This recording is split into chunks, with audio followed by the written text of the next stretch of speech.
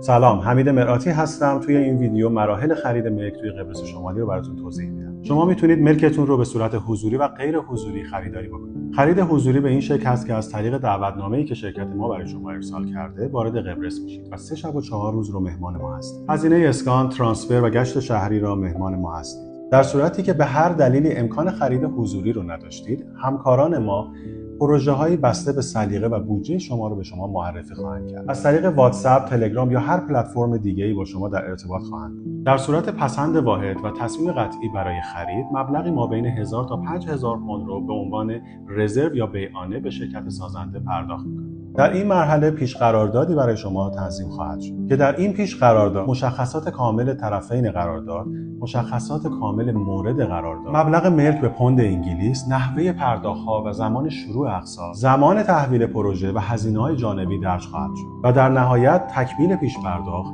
و امضای قرارداد اصلی بسته به زمان تعیین شده در پیش قرارداد و ثبت آن در ادارات دولتی قبرس شمالی. برای دریافت اطلاعات بیشتر و جزئیات بیشتر درباره خرید ملک در قبرس شمالی از دیگر پست‌های ما هم دیدن کنید.